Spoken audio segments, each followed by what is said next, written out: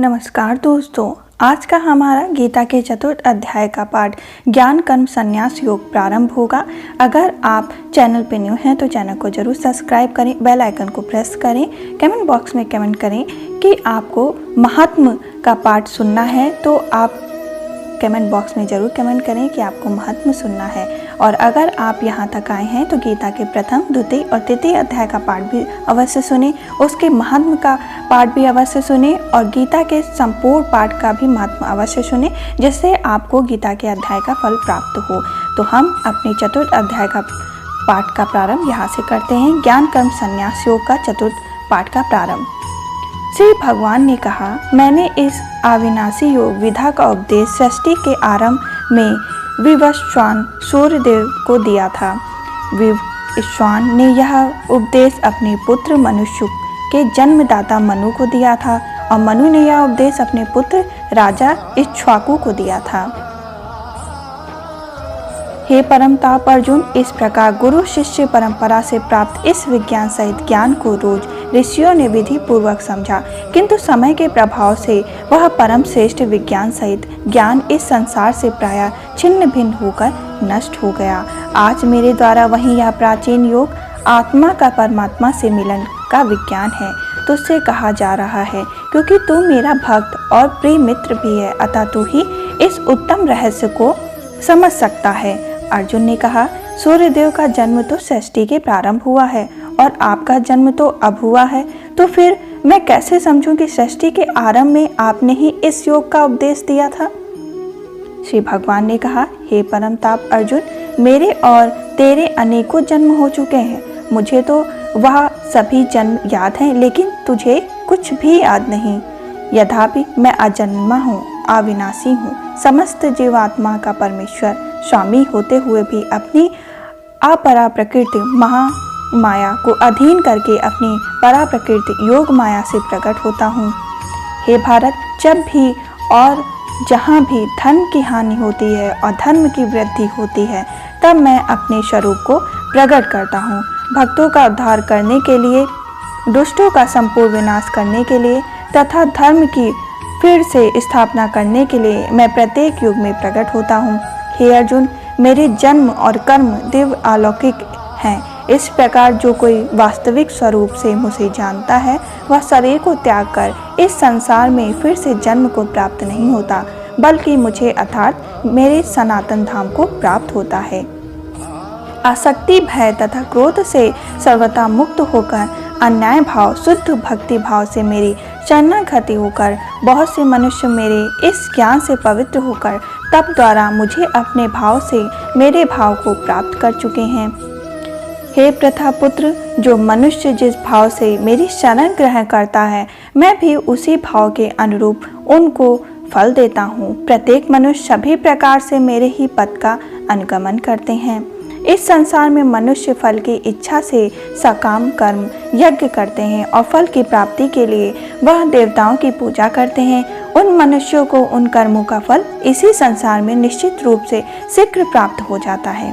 प्रकृति के 3 गुणों सत्य, रज, तम के आधार पर कर्म को 4 विभागों ब्रह्म, क्षत्रिय, वैश्य और शूद्र में मेरे द्वारा रचा गया। इस प्रकार मानव समाज की कभी न बदलने वाली व्यवस्था का कर्ता होने पर भी तो मुझे अकर्ता ही समझा।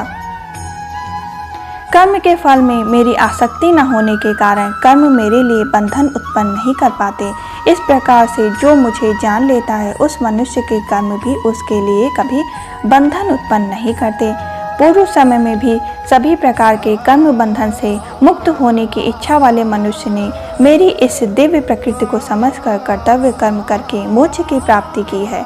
इसलिए तू भी उन्हीं का अनुसरण करके अपने कर्तव्य का पालन कर। कर्म क्या है और कर्म क्या है, इस विषय में बड़े से बड़े बुद्धिमान मनुष्य भी मोहग्रस्त रहते हैं। इसलिए उन कर्म को मैं तुझे भली भांति समझा कर कहूँगा, जिसे जानकर तू संसार के कर्म बंधन से मुक्त हो सकेगा। कर्म को भी समझना चाहिए तथा अकर्म को भी समझना चाहिए और विकर्म को भी समझना चाहिए, क्योंकि कर्म की सूक्ष्मता समझना अत्यंत ही कठिन है। जो मनुष्य कर्म में अकर्म शरीर को कर्ता न समझकर आत्मा को कर्ता देखता है, और जो मनुष्य अकर्म में कर्म आत्मा को कर्ता न समझकर प्रकृति को कर्ता देखता है, वह मनुष्यों में बुद्धिमान है और वह मनुष्य समस्त कर्मों को करते हुए भी सांसारिक कर्म फलों से मुक्त रहता है। जिस मनुष्य के निश्चय किए हुए सभी कार्य बिना फल की इच्छा के पूरी लगन से संपन्न होते हैं तथा जिसके सभी कर्म ज्ञान रूपी अग्नि में भस्म हो गए हैं, बुद्धिमान लोग उस महापुरुष को पूर्ण ज्ञानी कहते हैं। जो मनुष्य अपने सभी कर्म फलों की आसक्ति का त्याग करके सदैव संतुष्ट तथा स्वतंत्र रहकर कार्यों में पूर्ण व्यस्त होते हुए भी वह मनुष्य निश्चित रूप से कुछ भी नहीं करता है, जिनका अंतःकरण और इंद्रियों के सहित शरीर जीता हुआ है और जिसने समस्त भोगों की सामग्री का परित्याग कर दिया है, ऐसा आशा रहित पुरुष केवल शरीर संबंधी कर्म करता हुआ भी पापों को नहीं प्राप्त होता। जो बिना इच्छा के अपने आप प्राप्त हुए पदार्थ में सदा संतुष्ट रहता है, जिसमें इच्छा का सर्वथा अभाव हो गया है, जो हर्ष शोक आदि द्वंद्वों में सर्वथा अतीत हो गया है, ऐसा सिद्ध और सिद्ध में सम रहने वाला कर्मयोगी कर्म करता हुआ भी उनसे नहीं बनता। जिसकी आसक्ति सर्वथा नष्ट हो गई है, जो देह अभिमान और ममता रहित हो गया है, जिसका चित्त निरंतर परमात्मा के ज्ञान में स्थिर रहता है, ऐसा केवल यज्ञ संपादन के लिए ही कर्म करने वाले मनुष्य के संपूर्ण कर्म भली भांति विलीन हो जाते हैं। जिस यज्ञ में अर्पण अर्थात सुविधा आदि भी ब्रह्म है और हवन किए जाने योग्य द्रव्य भी ब्रह्म है तथा ब्रह्म रूप कर्ता के द्वारा ब्रह्म रूप अग्नि भी आहुति देना रूप क्रिया भी ब्रह्म है, उस ब्रह्म कर्म में स्थित रहने वाले योगी द्वारा प्राप्त किए जाने वाले योग फल भी ब्रह्म है। दूसरे योगी जन देवताओं के पूजन रूप पर ब्रह्मा परमात्मा स्वरूप अग्नि में अभेद दर्शन रूप यज्ञ के द्वारा ही आत्म रूप यज्ञ का हवन किया करते हैं। अन्य योगी जन स्रोत आदि समस्त इंद्रियों को स्वयं रूप अग्नियों में हवन किया करते हैं और दूसरे लोग शब्दादि समस्त विषयों को इंद्रिय रूप अग्नियों में हवन किया करते हैं। दूसरे योगी जन इंद्रियों की संपूर्ण क्रियाओं को और प्राण की समस्त क्रियाओं को ज्ञान से प्रकाशित आत्म संयम योग रूप में अग्नि में हवन किया करते हैं। कई पुरुष द्रव्य संबंधी यज्ञ करने वाले हैं, कितने ही तपस्या रूप यज्ञ करने वाले हैं तथा दूसरे कितने ही योग रूप यज्ञ करने वाले हैं। कितने ही अहिंसादि तीक्ष्ण व्रतों से युक्त यत्नशील पुरुष स्वाध्याय रूप ज्ञान यज्ञ करने वाले हैं।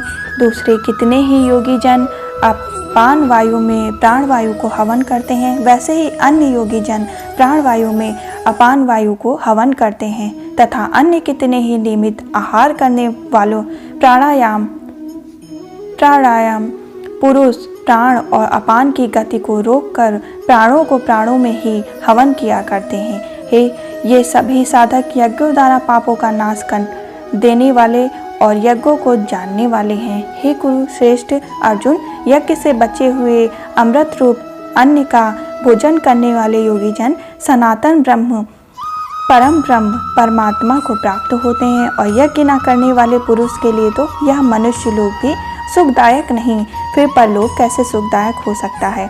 इस प्रकार और भी बहुत तरह के यज्ञ वेद की वाणी में विस्तार से कहे गए हैं। उन सबको तो मन इंद्रिय और शरीर की क्रिया द्वारा संपन्न होने वाला जान। इस प्रकार तत्व से जानकर उनके अनुष्ठान द्वारा तो कर्म बंधन से सर्वथा मुक्त हो जाएगा। हे परम ताप अर्जुन, द्रव्यमय यज्ञ की अपेक्षा ज्ञान यज्ञ अत्यंत ही श्रेष्ठ है तथा यौन मात्र संपूर्ण कर्म ज्ञान में समाप्त हो जाते हैं।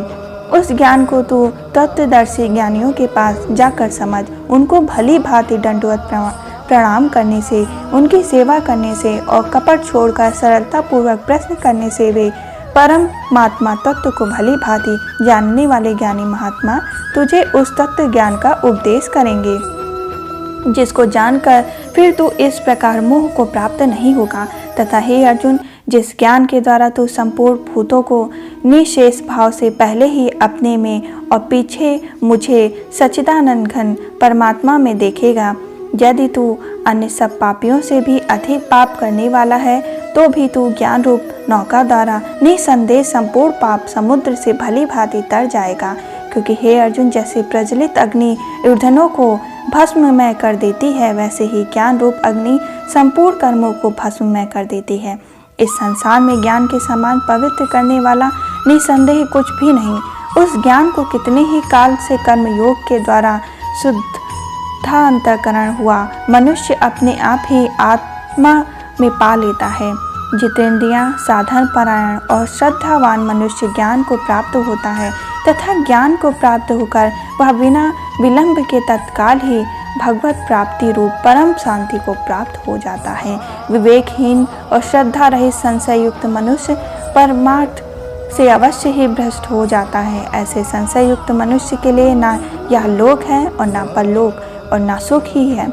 हे धनंजय, जिसने कर्मयोग की विधि से समस्त कर्मों को परमात्मा में अर्पण कर दिया है और जिसने विवेक द्वारा समस्त संशय का नाश कर दिया है, ऐसे वश में किए हुए अंतःकरण वाले पुरुष को कर्म नहीं बांधते।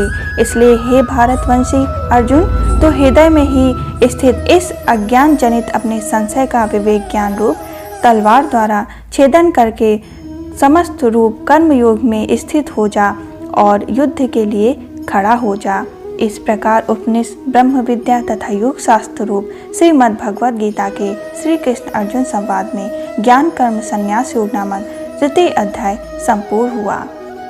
जय श्री हरि कृष्ण। आज हमारे गीता के चतुर्थ अध्याय का पाठ संपूर्ण हुआ।